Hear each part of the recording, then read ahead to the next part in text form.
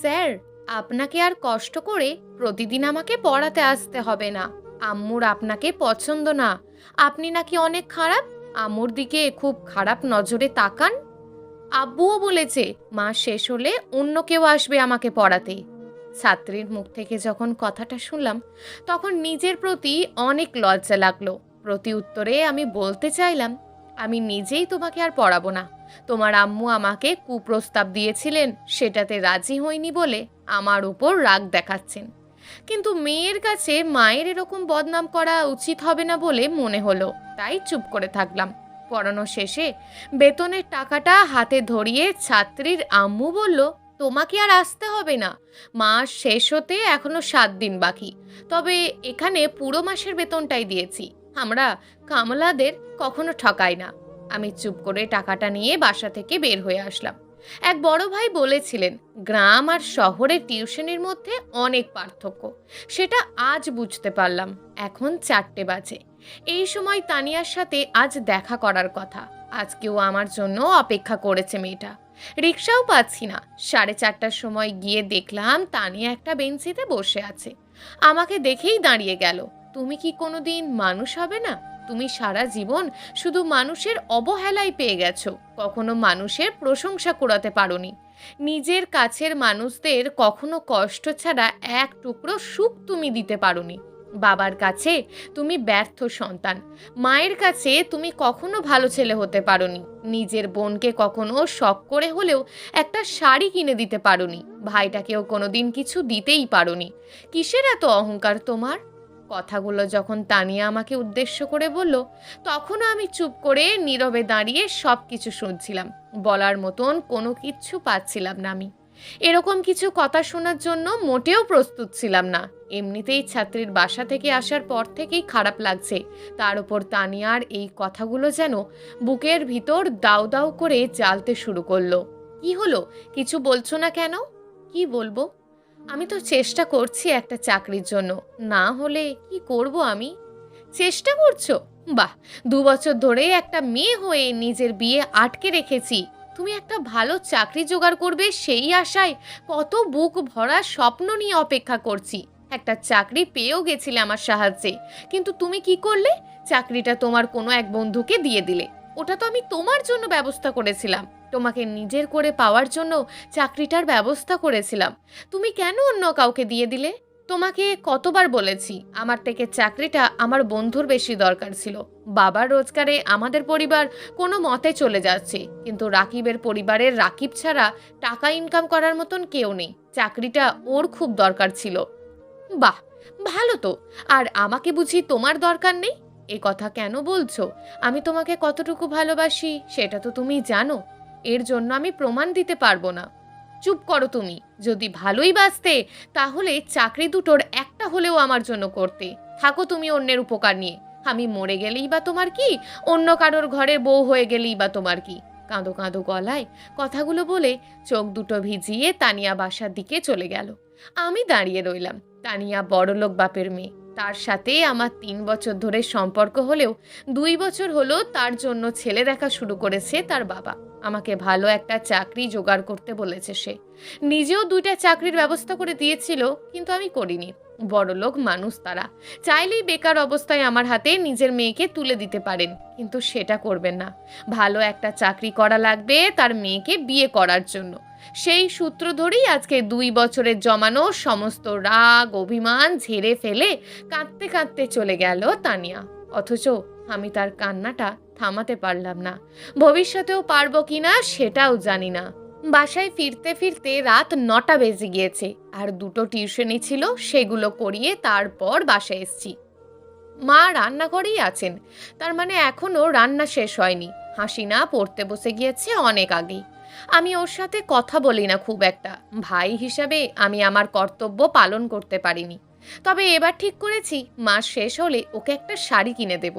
রুমে বসেছিলাম, এমন সময় দেখলাম মা দরজার সামনে দাঁড়িয়ে। কিছু বলবে মা? তোর কাছে কিছু টাকা হবে বাবা? বাসায় বাজার টাজার কিচ্ছু নেই। তোর বাবাও বেতন পায়নি এখনো। আজকে যে 2000 টাকাটা বেতন পেয়েছিলাম সেটা মায়ের হাতে দিয়ে বললাম, এটা রাখো। তোর কাছে টাকা আছে তো? হ্যাঁ আছে। মিথ্যেটা বলতে ইচ্ছে করছিল না, তবে এছাড়া উপায়ও ছিল না। 5 দিন হয়ে গিয়েছে, তানিয়ার কোনো খোঁজ নেই। এবারই প্রথম এরকম হয়েছে। এর আগে কখনো এতদিন কথা না বলে থাকতে পারেনি সে। তাহলে কি এবার সত্যি সত্যি আমাকে ভুলে গেল? গেলেই বা কি করার। এমন সময় তানিয়ার ফোন দেখে কিছুটা ভয় হলো। তুমি কাল ফ্রি আছো? হ্যাঁ, কাল একটা পার্টি আছে, তোমাকে আসতে হবে। আমি কতবার বলেছি এসব আমার ভালো লাগে না, তোমাদের সাথে আমার যায় না। আচার আচরণ, চলাফেরা, পোশাক আশাক, স্মার্টনেস, সব দিক থেকে আমি তোমাদের থেকে পিছিয়ে। কালকের দিনটা শুধু আসো, এরপরে আর কখনো আসতে হবে না। হয়তো তানিয়া তার বড়লোক বন্ধুদের সাথে দাঁড়িয়ে আছে, আমাকে দেখেই দৌড়ে আসলো, আমাকে সবার সামনে নিয়ে গেল। তখন নিজেকে আমার খুব আনইজি ফিল হচ্ছিল।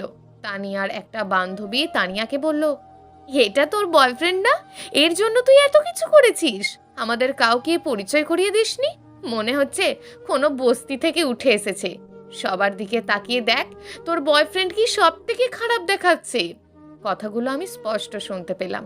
ভেবেছিলাম তানিয়া কথাগুলোর উচিত জবাব দেবে, কিন্তু না, সেও আমার মতন চুপ করেই দাঁড়িয়েছিল। দোস্ত, তোর জীবনটা এভাবে নষ্ট করিস না। এই ছেলের কাছে তুই জীবনেও সুখী হতে পারবি না।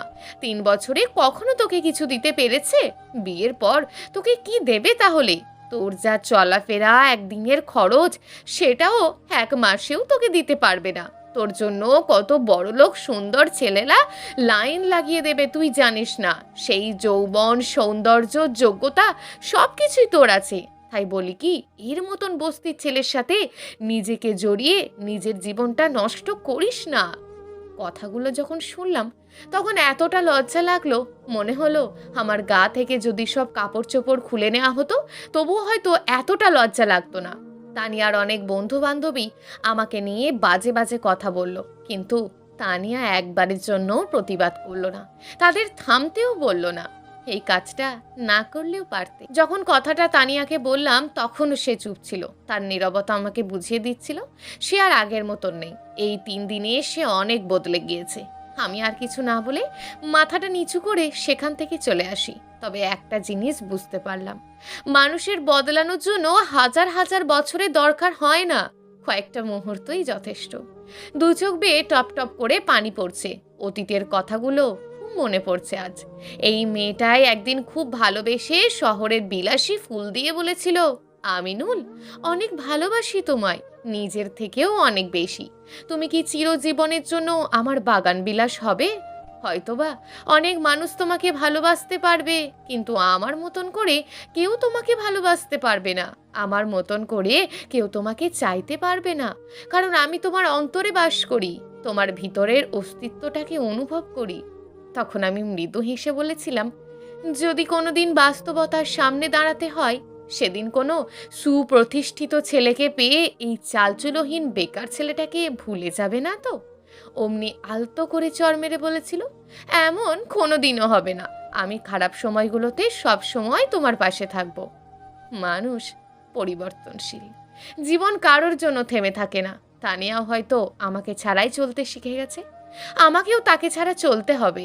বাবা মায়ের সফল সন্তান হতে হবে, বোনের কাছে ভালো ভাই হতে হবে, এখনো অনেকটা পথ পাড়ি দিতে হবে। আজ টিউশনি করাতে যায়নি। তানিয়ার কথাগুলো বারবার মনে পড়ছে। অনেক চেষ্টা করেও ওর বান্ধবীদের অপমানজনক কথাগুলো মাথা থেকে সরাতেই পারছি না। একবার মনে হচ্ছে ঠিকই করেছে তার বান্ধবীরা। কি আছে আমার? না আছে টাকা, না আছে ভালো চাকরি, আমার সাথে থাকবে কি করে? সারা জীবন যে মানুষটা বিলাসবহুল জীবন পার করে এসছে, সে অবশ্যই হুট করে কষ্টের জীবন যাপন করতে পারবে না। তানিয়াও হয়তো আবেগ ভুলে বিবেক দিয়ে, বুদ্ধি দিয়ে বিবেচনা করে দেখেছে, তাই হয়তো এমন করেছে। আবার মনে হচ্ছে এভাবে একজন মানুষকে অপমান করা মোটেও উচিত হয়নি। জীবনে গার্লফ্রেন্ড ছাড়াও দরকারি মানুষ থাকে, মানুষের সমস্যা থাকতেই পারে। একজন মানুষ চাইলেই তো আর হুট করে বিয়ে করতে পারে না, তার জন্য ভালো ঘর দরকার, ভালো উপার্জন দরকার।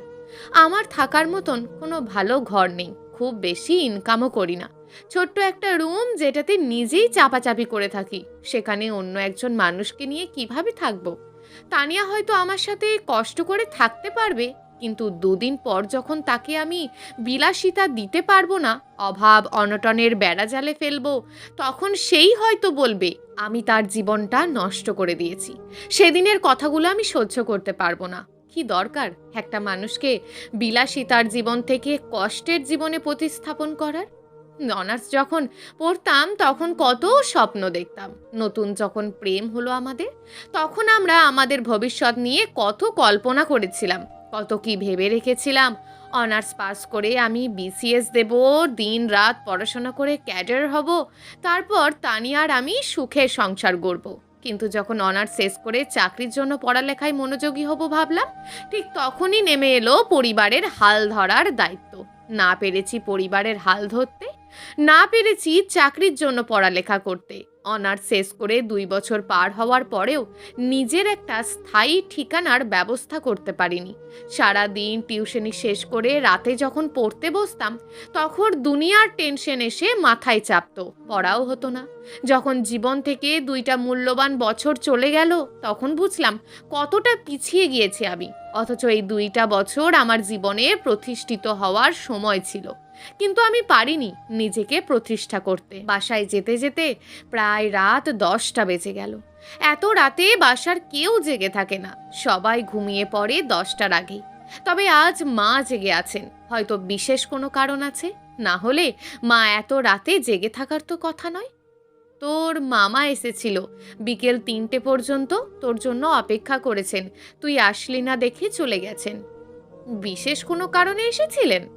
হ্যাঁ, তোর জন্য একটা চাকরির কথা বলে গিয়েছেন। তোর বাবাও এদিকে শরীর স্বাস্থ্য ভালো না, চাকরিটাও বোধহয় বেশি দিন করতে পারবে না। কি চাকরির কথা বলেছেন? তোর মামার এক পরিচিত লোক একটা হোটেল দিয়েছে নতুন, সেখানে একজন ম্যানেজার লাগবে। খাবার বিল নিতে হবে, তাই তো? ওভাবে বলছিস কেন? বসে বসে শুধু টাকাগুলো হিসেব করবি। থাকা খাওয়া বাদে মাসে 15,000 টাকা দেবে। বিশ্বস্ত হতে পারলে আরও বাড়িয়ে দেবে বলেছে। টিউশনি করে যে টাকাটা দিস সেটা কোনো কাজে আসে না, একসঙ্গে টাকাগুলো পেলে কিছু একটা করা যায়। হাসিনাকেও তো বিয়ে দিতে হবে, এখন থেকেই তো ভাবতে হবে। আমি মার কথা কখনো না করিনি, সব সময় শুনেছি। হয়তো বাবা বললে চাকরিটা করতাম না, কিন্তু মায়ের মমতা ভরা মুখের দিকে তাকিয়ে না করতে পারিনি। মাকে যখন বললাম চাকরিটা আমি করব, তখন তার চোখে মুখে আনন্দের বন্যা বয়ে যেতে দেখেছিলাম।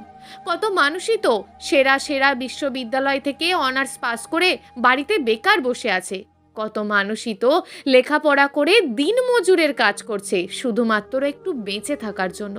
সেদিক দিয়ে দেখলে চাকরিটা খারাপ না। দেখতে দেখতে কয়েকটা দিন কেটে গেল। তানিয়াকে এর মাঝে একদিন অনেক রাতে ফোন দিয়েছিলাম, তার ফোন ওয়েটিং দেখে অনেক রাগ হয়েছিল। আবার পরক্ষণেই ভাবলাম রাগ হওয়াটা আমার মানায় না, আর সে তো আত্মীয়দের সাথেও কথা বলতে পারে। আবার মনে হলো এত রাতে তো কোনো আত্মীয়ের সাথে কথা বলা কথা নয়। ভেবেছিলাম তানিয়া কল ব্যাক করবে, কিন্তু সেটা হলো না। সে আর কল করলো না। হয়তো ফোন দিয়েছি এটা তার চোখেই পড়েনি। এভাবে একটা মাস কেটে গেল। তানিয়ার সাথে আমার যোগাযোগ হলো না। 2 দিন হলো মামার দেওয়া নতুন চাকরিতে জয়েন করেছি। মানুষের বিচিত্র রকমের কথা শুনতে শুনতেই দিন কেটে যায়। কত কাপলদের দেখি একসাথে বসে ভালোবাসা বিনিময় করছে। তানিয়ার কথা খুব মনে পড়ে। তার সাথেও তো অনেক ভালোবাসা বিনিময় করেছি আমি। হয়তোবা এত দামি রেস্টুরেন্টে কোনোদিন নিয়ে আসতে পারিনি, তবে ফুটপাতে একসাথে বসে ফুচকা খেয়েছি। হাতে হাত রেখে অনেক দূর হেঁটেছি। তবে সেসব আজ শুধুই অতীত। ইদানিং নিজেকে খুব ব্যস্ত রাখার চেষ্টা করছি। সকাল থেকে বিকেল পর্যন্ত হোটেলে থাকি, বিভিন্ন মানুষের সাথে কথা বলি। 1 মিনিটের জন্য হয়তো ফ্রি হতে পারি না, হলেও সেটা খুব কম।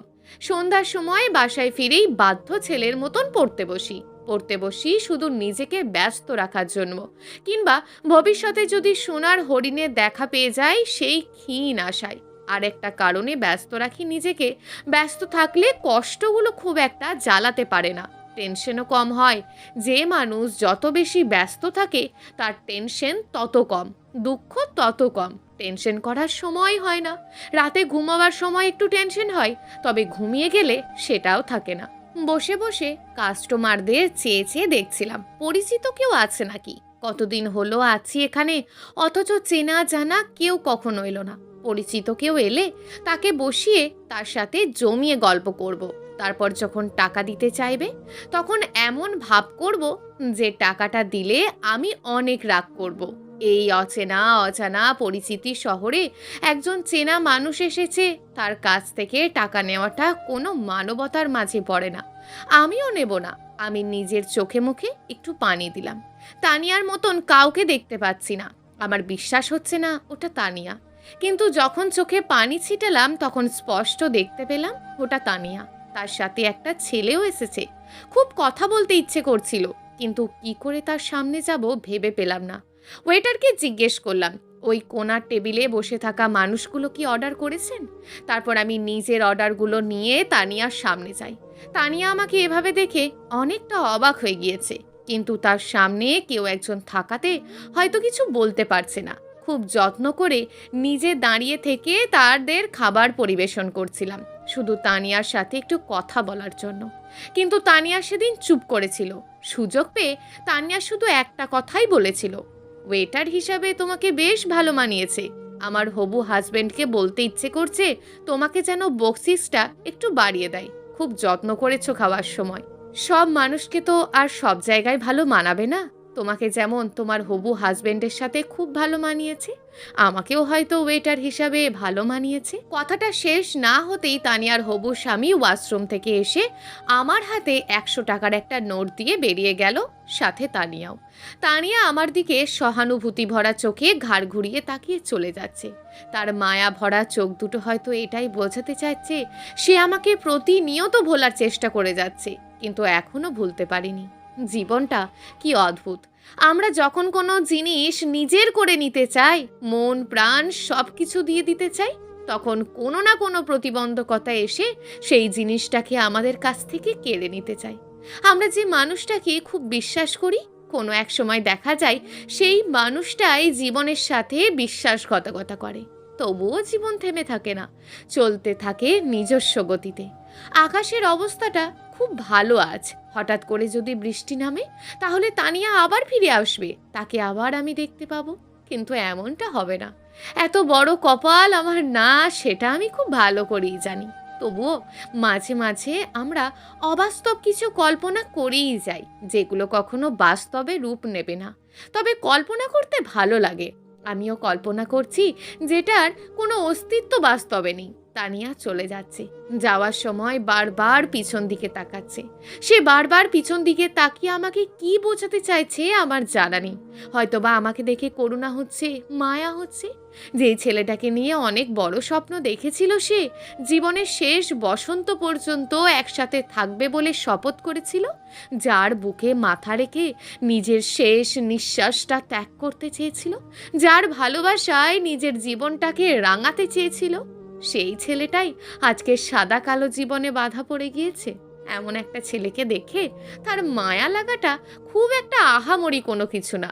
দেখতে দেখতে তানিয়া আমার দৃষ্টি সীমানার বাইরে চলে গেল। পরক্ষণেই মনে হলো সে কি শুধু দৃষ্টি সীমার বাইরে চলে গিয়েছে, আমার জীবন থেকে চলে যায়নি তো? উত্তরটা আমার আজও অজানা। কিছুদিন পর 3 দিন ছুটি পেয়ে বাসায় আসতে হলো। যদিও আমি আসতে চাইনি, কিন্তু যখন দেখলাম মা আমার জন্য কাঁদছে তখন নিজেকে আটকে রাখতে পারিনি। যখন বাড়িতে গেলাম তখন অনেক পরিবর্তন দেখতে পেলাম। বাসাটা আগের মতন নেই, বাসার মানুষগুলো আগের মতন নেই। মায়ের জন্য জীবনে এই প্রথম কোনো কিছু কিনেছি আমি। মার হাতে যখন একটা শাড়ি দিয়ে বললাম, এটা তোমার জন্য মা, তখন মায়ের চোখে আমি পৃথিবীর সমস্ত সুখটা দেখতে পেয়েছিলাম। এত খুশি আগে কখনো আমি মাকে দেখিনি। আমি সবসময় ভাবতাম সন্তান জন্ম দেওয়াতে বাবা মায়ের স্বার্থ আছে, তাদের যাতে শেষ বয়সে কোনো কষ্ট করতে না হয়, দেখাশোনা করতে পারে, এই আশাতেই বাবা মা সন্তান জন্ম দেন। মায়েদেরও হয়তো বা মন চায় তাদের সন্তান বড় হয়ে নিজের প্রথম বেতনের টাকায় তাকে একটা শাড়ি কিনে দেবে। কিন্তু আমরা কতজন ছেলে মায়ের এই ইচ্ছেটা পূরণ করতে পারি? এরকম অনেক ছেলেকে দেখেছি গার্লফ্রেন্ড বন্ধু বান্ধবীদের জন্য বিশেষ বিশেষ দিনে দামি দামি গিফট দিয়েছে, অথচ বিশেষ কোনো দিনেও নিজের মায়ের জন্য কোনো উপহার নিয়ে মায়ের সামনে গিয়ে বলেনি, মা, তোমার ছেলে আজ প্রথম বেতন পেয়েছে। আমি আমার প্রথম উপার্জনের টাকা দিয়ে আমার ভালোবাসার মানুষের জন্য কিছু এনেছি। তুমি ছাড়া তো আমার ভালোবাসার কেউ নেই। 1,000 টাকার বিনিময়ে আজ আমি পৃথিবীর সবচাইতে ভালো লাগার জিনিসটা দেখতে পেলাম। আমার মায়ের দুচোখ ভরা আনন্দময় চেহারাটা। আমার মনে হলো আমার জীবন সার্থক। আর কি চাই জীবনে? তানিয়ার সাথে সম্পর্ক থাকা অবস্থা যতটুকু পেরেছি তাকে উপহার দিয়েছি। তার জন্মদিনে, বিশেষ কোনো দিনে টিউশনির টাকা থেকে উপহার দিয়েছি। তবে যে খুব দামি উপহার দিয়েছি কখনো তা না। উপহার কখনো ছোট কিংবা বড় হয় না। আমার কম দামি উপহার পেয়ে তানিয়াও অনেক খুশি হতো। তবে তানিয়ার খুশিটা আজ আমার কাছে খুব তুচ্ছ মনে হচ্ছে মায়ের আনন্দের কাছে। আমার মনে হচ্ছে এসব গার্লফ্রেন্ড বয়ফ্রেন্ডের ভালোবাসা বাবা মায়ের ভালোবাসার কাছে খুবই তুচ্ছ। অথচ আমরা এটাকেই বেশি গুরুত্ব দিই। বাবা মায়ের ভালোবাসাটাকে আমরা বুঝতে পারি না। বাবার জন্য একটা পাঞ্জাবি এনেছি, কিন্তু তার সামনে যেতে ইচ্ছে করছে না। কারণ আমার বাবাকে আমি সব সময় ঘৃণা করে এসেছি। অন্যের বাবারা তাদের ছেলে মেয়েদের জন্য কত কি করে, অথচ আমাদের বাবা আমাদের জন্য কিছুই করেনি। সেই ক্লাস 10 থেকে টিউশনি করে নিজের খরচ চালানোর চেষ্টা করেছি। আমি যখন 2 পয়সা ইনকাম করতাম নিজের জন্য, তখন আমার বন্ধুরা তাদের বাপের টাকা উড়িয়ে বেড়াতো। তখন আমার বাবাকে পৃথিবীর ব্যর্থ বাবা মনে হতো। সেই নিজের সন্তানদের চাহিদা পূরণ করতে পারে না। কিন্তু আজ কেন জানি বাবার সামনে গিয়ে খুব করে মন খুলে কথা বলতে ইচ্ছে করছে। কোনোদিন বাবার সাথে একান্তে বসে ফ্রি হয়ে দুটো কথা বলা হয়নি।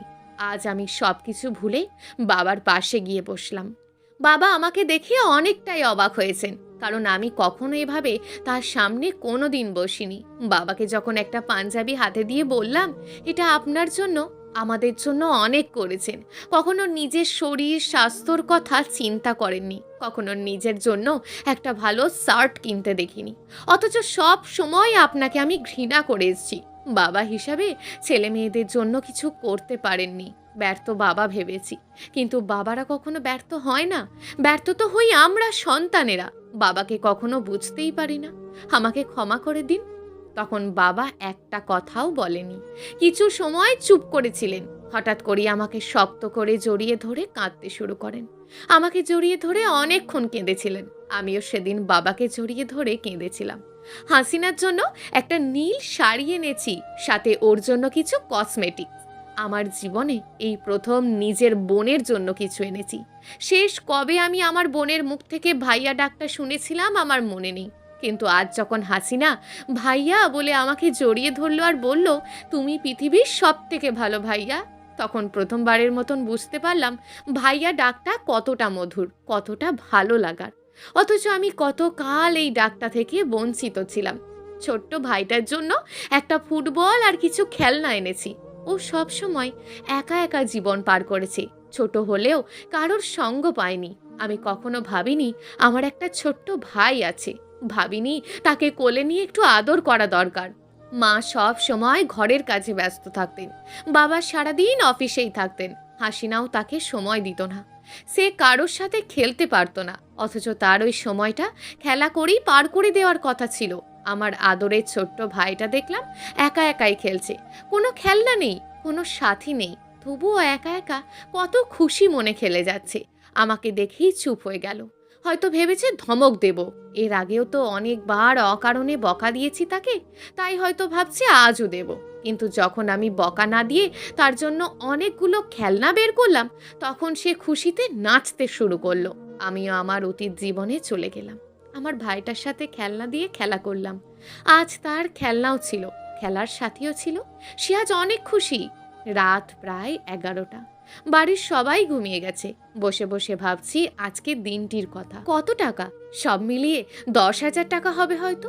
এই 10,000 টাকার বিনিময়ে যে সুখটা আজ আমি পেয়েছি, সেটা হয়তো কোটি কোটি টাকা দিয়েও কিনতে পাওয়া যাবে না। আমাদের কাছে আমাদের বাবা মায়েরা বেশি কিচ্ছু চায় না, শুধু শেষ বয়সে তারা একটু বিশ্রাম চায়। কিন্তু আমরা কজন সন্তানেরা সেটা দিতে পারি? এখনো অনেক বাবা মা আছে যারা জীবনের শেষ দিনটি পর্যন্ত কাজ করে যান, অথচ তাদের সন্তান তখনও বিশ্রামে থাকেন। কত বোকা ছিলাম আমি। কাছের মানুষগুলো থেকে সব সময় দূরে থেকেছি, তাদের দুঃখগুলো কখনো বোঝার চেষ্টা করিনি। আজকে মনে হচ্ছে আপনজনদের এমন হাসি খুশি জীবনের জন্য নিজের শরীরের রক্ত বিক্রি করে হলেও 2 পয়সা উপার্জন করা উচিত। আমার জীবনে কত রাত ঘুমিয়েছি সেটা হয়তো আমি জানি না, তবে আজকের রাতটাতে যে আমি আমার জীবনের শ্রেষ্ঠ সুখের ঘুম ঘুমাবো সেটা খুব ভালো করেই জানি। ছেলে যদি ভালো একটা চাকরি করে তাহলে বাবা মায়ের মাথায় যে চিন্তাটা চেপে বসে সেটা হলো ছেলেকে বিয়ে দিতে হবে। যদিও আমি খুব ভালো চাকরি করি না, তবুও আমার বাবা মায়ের মাথায় কিছুদিন হলো এই ভূতটা চেপেছে। বাবার কথা হলো, তোর মায়ের শরীর স্বাস্থ্য ভালো না, একা আর কত সংসার সামলাবে, তুই একটা বিয়ে কর। মার কথা, সেই ছেলের বউ দেখে মরতে চাই। হাসিনা তো একদিন বলেই ফেললো, তুমি বিয়ে করো না কেন ভাইয়া, আমাদের বুঝি কাউকে ভাবি ডাকতে ইচ্ছে করে না। সবার চাপাচাপিতে বিয়ে করতে রাজি হলেও 2 দিন সময় নিই আমি। মা জিজ্ঞেস করছিল পছন্দের কেউ আছে নাকি আমার, যদি থাকে তাহলে তারা আর কষ্ট করে মেয়ে দেখবে না। আমি কোনো উত্তর দিতে পারিনি। তানিয়াকে একবার ফোন দেওয়া দরকার, যদিও তার সাথে আমার 3 মাস হলো কথা হয় না। সে তার হবু হাজবেন্ডকে নিয়ে ব্যস্ত। তবু আমার কেন জানি মনে হয় তানিয়া এখনো আমাকেই ভালোবাসে। সে তার হবু হাজবেন্ডের সাথে ভালো নেই। জীবনে ওই একজন মানুষকেই তো ভালোবেসেছিলাম, তাকে সবকিছু বলে দেখি, হয়তোবা আবার আমার জীবনে ফিরে আসতেও পারে। বলতে তো আর দোষ নেই, বরং না বললেই দোষ। দেখা গেল তানিয়া এখনো আমাকে চাই, আমিও তাকে চাই। শুধুমাত্র এই একটা কথার জন্য দুজন চিরদিনের জন্য আলাদা হয়ে গেলাম। তখন আমি নিজের কাছে সারা জীবন অপরাধী হয়ে থাকব, অনুতপ্ত হতে হবে। তার থেকে ভালো তানিয়ার সাথে কথা বলি, দেখি সে কি বলে। অনেক মানুষ আছে যারা নিজের মনের গোপন কথা চাপা রাখার কারণে সারা জীবন আফসোস করে যায়, কিন্তু আমি সেটা করতে চাই না। তাই তানিয়াকে ফোন দিলাম তার সাথে কথা বলার জন্য। আজকে আর তানিয়ার ফোন ওয়েটিং পেলাম না। প্রথমবার ফোন দেয়াতেই সে ফোনটা ধরলো। কেমন আছো? আমি নিজেই তোমাকে ফোন দিতাম। ভালো আছি। তোমার সাথে কিছু কথা ছিল আমার, দেখা করতে পারবে? না, সমস্যা আছে, ফোনেই বলো। বাসা থেকে আমাকে বিয়ের কথা বলছে। তুমি কি বলো? আবার আসতে পারবে আমার জীবনে? আমিনুল, আসলে আমি তোমাকে এর জন্যই ফোন করতাম। সত্যি বলতে তোমার ওপর আমার কোনো রাগ নেই, অভিমান নেই। তোমার সাথে ঝগড়া করে যেদিন চলে আসি তার কিছুদিন পরই বাবা আমার জন্য একটা বিয়ে ঠিক করেন। ছেলেটাকে তুমি দেখেছো। আমিও তোমার ওপর রাগ করে ছেলেটার সাথে দেখা করি। দেখা করার পর ছেলেটা আমাকে কি বলেছিল জানো? বলেছিল, আপনি 3টে মাস আমার সাথে কথা বলে দেখেন, আমাকে জানেন বোঝেন, তারপর যদি মনে হয় আমাকে আপনার পছন্দ না, তখন না হয় বিয়েটাই না করে দেবেন। তারপর তার সাথে আমি 3টে মাস কথা বলেছি, তার সাথে চলেছি। সত্যি বলতে মানুষটা এত সহজ সরল যেটা বলার বাহিরে। এত টাকা পয়সা থাকতেও সব সময় নিম্নমানের জীবনযাপন করেন। তার সাথে থেকে আমি জীবনের মানে বুঝেছি। সত্যি বলতে এই 3 মাসে আমি তোমাকে খুব একটা মনে করিনি। মনে করবই বা কী করে বলো? লোকটা সবসময় আমাকে হাসি খুশি রাখার চেষ্টা করেছে। যে মানুষটা আমার খারাপ সময় আমার পাশে থেকে আমাকে ভালো রেখেছে, তার সাথেই আমার 2 দিন পর বিয়ে। অনেক কিছুই বদলে গেছে। বদলে গেছে তোমার ভালোবাসার মানুষ। আমিও তোমাকে জোর করব না। জোর করলেও কোনো কিছু হবে না। আমার দিকে 2জন মানুষ তাকিয়ে আছেন। আমার বাবাকে আমি কোনোদিন হাসতে দেখিনি, কিন্তু যখন তিনি জানতে পারলেন আমি বিয়েটা করব তখন তিনি অনেক খুশি হয়েছিলেন। আগে কখনো আমাকে সময় দিতেন না, কিন্তু এখন সময় পেলেই আমার সাথে বসে আমার সাথে গল্প করেন। আমি 2জন মানুষের বিশ্বাস ভাঙতে পারবো না। সত্যি বলতে আমিও তোমার উপর নারাজ না। তোমার ভবিষ্যৎ বিবাহিত জীবনের জন্য অনেক অনেক শুভ কামনা রইল। বিয়েতে দাওয়াত দিও না, যেতে পারবো না কিন্তু। তোমাকে দেব না, তবে তুমি কিন্তু তোমার বিয়েতে দাওয়াত দিও। ফোনটা রেখে একটা দীর্ঘশ্বাস ফেললাম।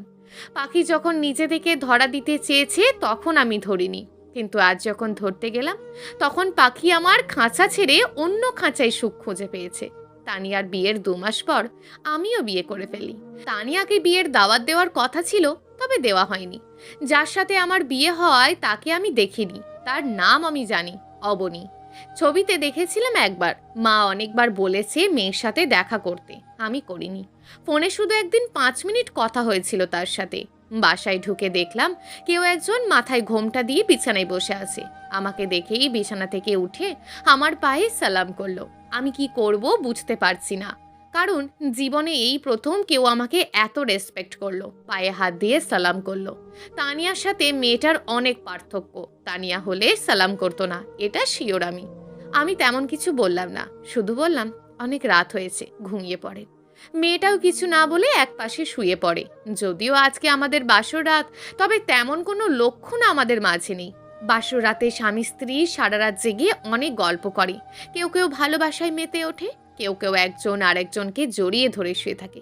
তবে আমাদের মাঝে এসবের কিছুই হলো না। বিয়ের পর থেকেই অবনীকে বাড়ির সবাই মাথায় তুলে রাখে।